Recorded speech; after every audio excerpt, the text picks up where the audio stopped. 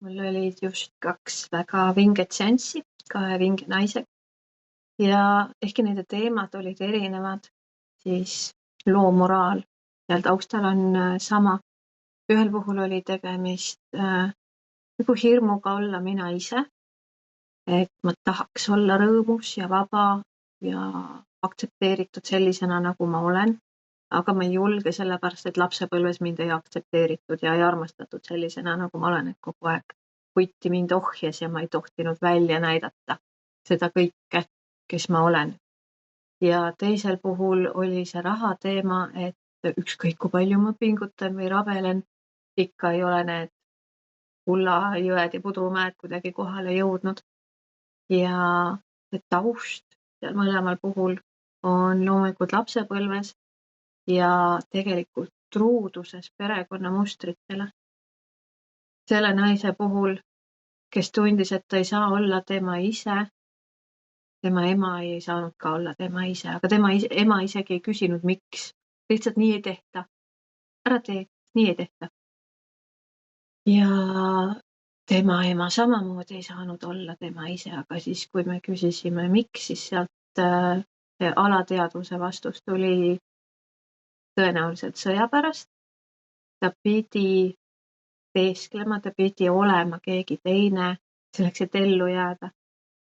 Ja ta ei saanud olla tema ise, ta ei saanud ennast väljendada nii, nagu ta tahtis, sest et see oleks olnud päris sõna otseses mõttes eluohtlik talle.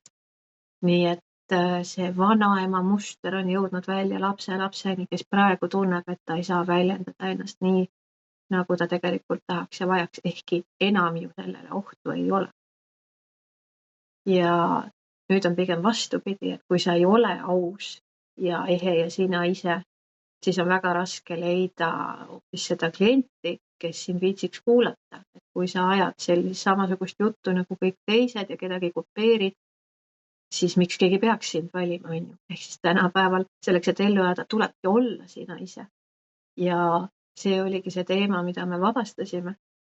Ja siis selle teise naise puhul, kellel oli see rahaga seotud muster, see jõudis ka välja tema vanemateni ja vanavanemateni ja tõenäoliselt veel kaugemale, et ükskõik kui palju ma rabelen, mingit vahet ei ole. Ja seda raha ikka ei tule. Ja tema näeb seda oma elus samamoodi, et ta rabeleb, ta teeb tööd, ta pingutab kohutavalt, aga ikka neid kliente kuskilt nagu ei tule nii palju ja kui kliendid tulevad, siis on raha, aga siis ei ole aega puhata.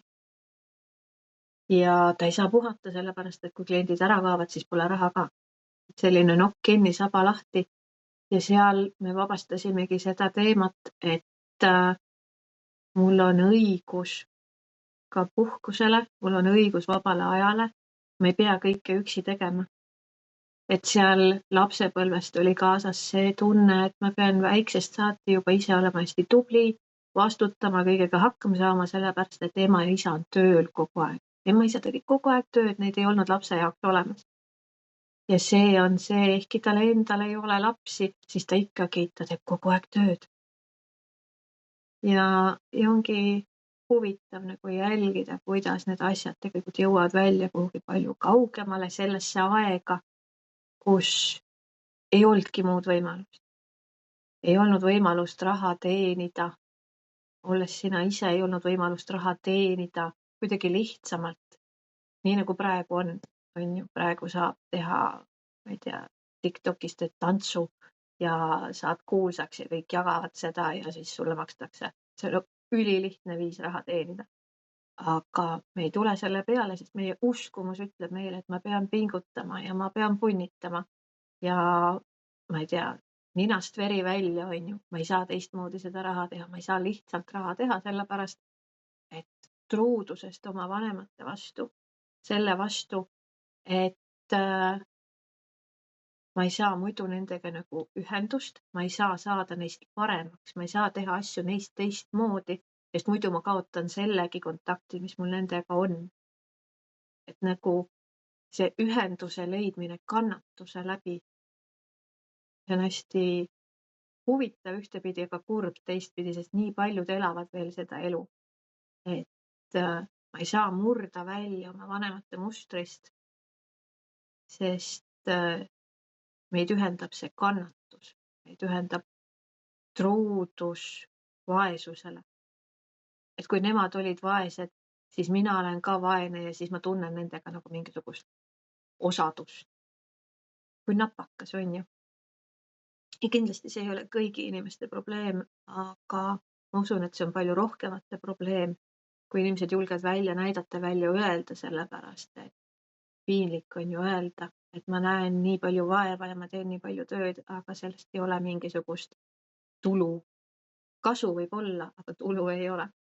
Nii et vaadake enda sees ka seda mustrit, kas seal on truudus nendele eelmistele põlvkondadele, mida ma alateadlikult siis teen või jätan tegemata selleks, et tunda, või isegi võib-olla mitte tunda, aga et kuidagi olla ühenduses, olla see hea laps, et olla keegi, keda minust oodatakse ja et mitte ära kaotada seda suhet, sest et hirm suhtest ilma jääda on ilmselt kõige suurem hirm üksi jääda, on ju.